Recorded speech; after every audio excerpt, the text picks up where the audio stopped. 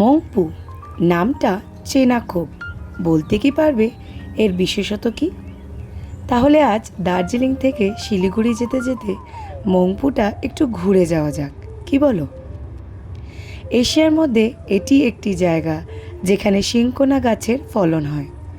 Cinchona গাছের ছাল শুকিয়ে ওষুধ তৈরি করা হয়, যার নাম কুইনাইন, ম্যালেরিয়ার একমাত্র ওষুধ। পথে যেতে যেতে লোপসাং দাদা আমাদের সিনকোনা গাছ কেমন দেখতে হয় সেটা দেখায়।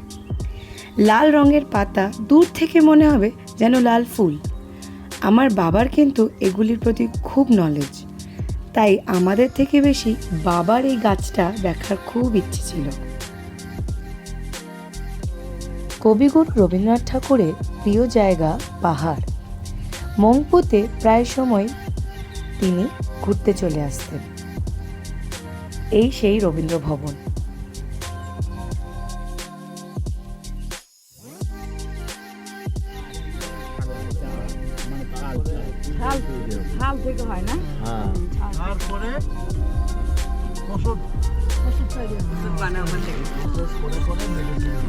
এদিকেও আছে না?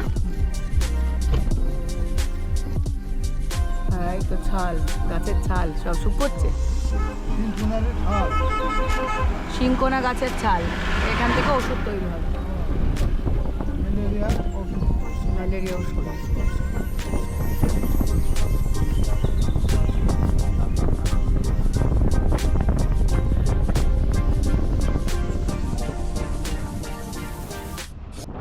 নাম তার তিস্তা।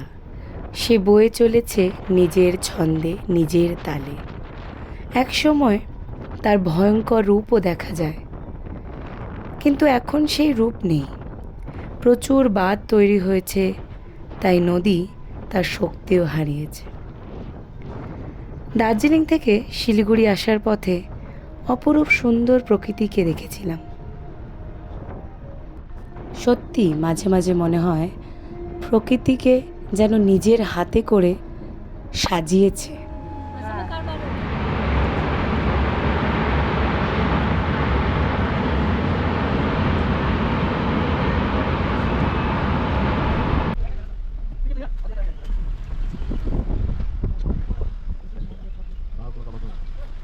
আমরা এখন চলে এসেছি নর্থ বেঙ্গল সাফারি। অ্যাকচুয়ালি জায়গাটার নাম বেঙ্গল সাফারি, আর আমরা নর্থ বেঙ্গলে আছি, তো তার জন্য অপূর্ব জায়গা, পুরো গাছ আর গাছ। অবশ্যই আমরা এখন জঙ্গল সাফারিতে যাচ্ছি, তো এখানে গাছ থাকবেই। তো টিকিট তো কেটেছি বাঘ দেখার জন্য। জানি না কাঞ্চনজঙ্ঘা যেমন আমরা লাক বাই চান্স দেখতে পেলাম, সেরকম যদি বাঘও দেখতে পেয়ে যাই, তাহলে যদি লাকটা আমার সাথ দেয়, দেখা যাক। আমি দেখতে পেলে তোমরাও দেখতে পাবে।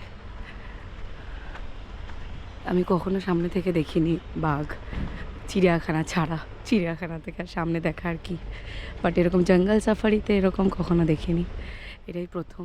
দেখা যাক আমার ইচ্ছেটা যদি পূরণ হয়। এই যে সুন্দর বাঘ এর ছবি। এবার আমরা ঢুকে যাচ্ছি ওখানে। সকালবেলা সুন্দর স্যান্ডউইচ আর কফি দিয়ে ব্রেকফাস্ট করলাম। ভালো, বেশ ভালো, চিপ, মানে চিপ প্রাইসে। তো খুব একটা দাম তা নয়, খুব ভালো, সুন্দর সুন্দর স্ট্যাচুগুলো রয়েছে, বেশ ভালো লাগছে। এখন আমরা বাসের দিকেই এগিয়ে যাচ্ছি। এখানে সব এরকম ট্রাভেলার বুক করা হয় এখানে, সেই মধ্যে আমরা উঠে এখন যাব। 10টায় আমাদের টিকিট কাটা হয়েছে, তো সব কিছুরই ব্যবস্থা আছে এখানে, খুব সুন্দর, বেশ ভালো।